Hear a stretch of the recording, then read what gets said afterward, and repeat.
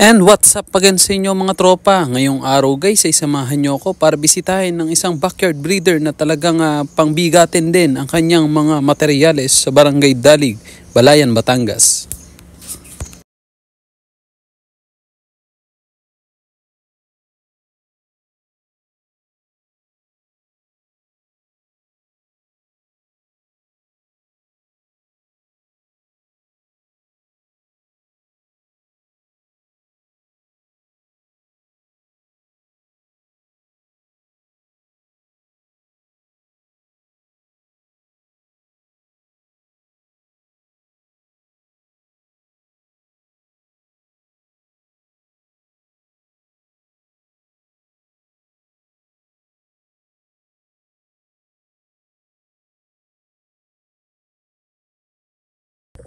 And welcome back again mga tropa dito sa BJM Backyard TV.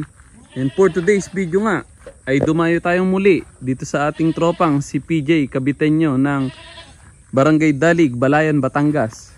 So mapapasyalan natin ang kanyang mga nagagandahang alaga dito. Okay, Sir PJ, magandang umaga. Morning po. Ayan. So sir, may ilang taon na po ba yung alaga nyo yan? Bali ito ay 7 months lang ngayon. Matatapos siya ng 7 ngayon. 7 months lang? Oo, 7 months lang ito. Oo, ano? Dahil pagkabata na niya, yung ano na siya, talagang malaki. Brusko talaga yung pagkalaki.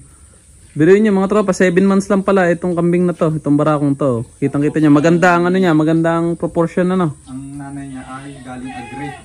Yun. Galing Agristar. Si Das David. Lolo niya na. Oo, lolo. So yan, galing nga po pala itong barakong to sa Agristar mga tropa. At ang lolo nito ay si Das. Yung imported na US Doppelback na champion sa show sa US. Ayan. 7 months lang po. Ayan o. Kita nyo, ang lalaki ng mga pata. Bali, ang Lapad ng tatay ulo. niya ay si Boomerang. Si Boomerang? Boomerang Junior ni Kuya Rodel. Ah, okay. Yung black. Hindi, yung red. Ah, yung red din ano. Si Boomerang sa Kuya Rodel Gonzales sa Lian. Yun ang ano yan. So bali, ang tatay pala nito ay yung si Boomerang, yung imported din na Island Burn ba yan? Island Burn lang pala yun na red Doppelback. So yan o, kitang-kita nyo. Ang pogi ng kanyang back. So ito, inopen nyo rin sa stud po. Sa stud. Oo, nag-uutay-utay na siya ngayon. Ah, pero nakasampa na rin yan. Oo, nakasampa na yan. Parang may 6 na yata, 7 ba? Ganun. Yan, bali yan pala, ino-open na rin sa stud service. Ay, kita nyo naman. Talagang quality. Kahit ako, kung may mga duwa ko na mag-i-hit, ay hindi ako magdadalawang isip na dalhin po dito. Ayan o. Ibaba ma. Ayan, so ibababa ni Sir PJ ang kanyang super gwapong barako. Ito ang tunay na quality. Quality. Ayan o, quality. Tingnan natin, malapitan mga tropa. Ayan, sa mga dadayo ng stud service, Barangay Dalig, Sitio Talon, Balayan, Batangas. Ayan. Ang quality back ni Sir PJ. Batang-bata pa po ito, 7 months lang. Ano? Ganda-ganda dayuhin ito. Naka-6 na doon na po pala to mga tropa. Ayan. So kung natatandaan nyo nga, dati nga yung alaga niya dito ay yung traditional back pa lang na galing sa Agristar. Ayan. Ngayon ay eto na. Dappled na mga tropa. Ito ang tunay na quality. Ayan. Sir, paano ba routine nyo ng pag-aalaga ng mga kambing nyo? Ba't ang gaganda ng katawan? Ano lang siya, konting feeds lang sa umaga. Pero yung pagkabata nila, ano yan, kasabing unlipids yan. Unlipids. Mga 4 months. Pero pagka ganitong stage na, konti na lang sa umaga lang. Tapos yan, kumpay na, yung mga napier na yan.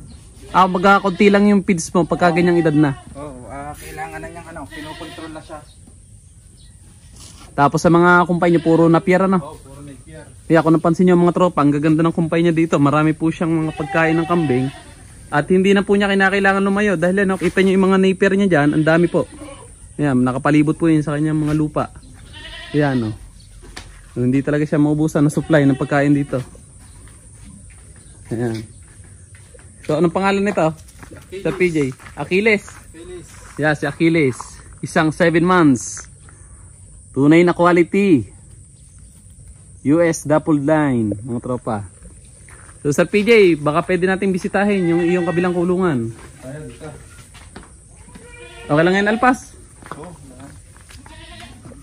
Nandito mga tropa, may nakita tayong black dappled. At katunayan, meron nga siya ditong available. Ayan, sir. Pakilala mo sa amin ang iyong ibang mga inahin. siguro mga itong kulungan ko ay mga 2 taon pa lang. So, wala pa. 2 years na to, ano sir? Oh, 2 years kulong. Bali, nasa magkano nga sir ang nagastos dito? 100 plus to. 100 plus ano? Ayan o. Pero marami nang pa dito, maraming libre. Oo. Yan ang katulad ng yero, yan. Bigyan sa akin. Pero yung mga kahoy, pinalagari ko pa power saw. Oo nga, maganda nga yung ano niya, kulungan niya, maluwag. Oh. By pitak ng mga inahin niyang kambing ay maganda yung sukat o size ng kulungan. Malito yung nanay ni Achilles. Nanay ni Achilles, ano? Oh, galing Agre. Kilala ko yan, kilala ko. Tanda ko yan. Buntis na ulit siya. Bali, anong umista dyan sa Panibago? Sa mga pinesta dyan, doon ulis dati. Oo, kay Cerro del ulit. Ibinalik mo sa dati, ano? Binalik ko. Ay, yung nakita yung palabas eh. Oo nga, maganda na, ano? Mag-prove na siya doon, ano? Ayan. Bali, ito nga pala ang nanay ng kanyang back na si Achilles. So, ibinalik niya uli kay Kuya Rodel para ipastad doon sa kanyang dappled na island born. Ayan, buntis na ulit. Proven na maglabas na magagandang itsura ng kambing. Tapos, ito ang nanay ng black na ito. 6 months. Kasi 6 months na yan. Yan o. Bali naman siya solo. Padalawang panganganak ng kanyang kanyang ina. Solo naman siya. Solo, no? Pero yung unang pagkakanak ng kanyang dalawa.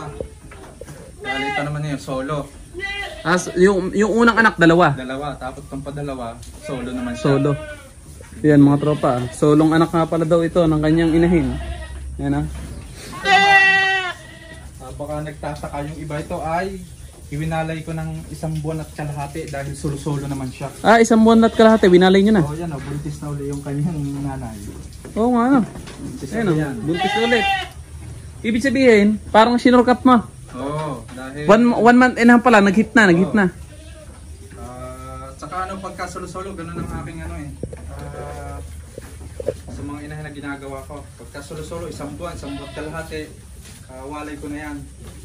Okay, ayos nga pala. So bali si Sir PJ nga pala ay once na naka-encounter daw siya ng inahin niya na isa lang yung maging anak, solo lang.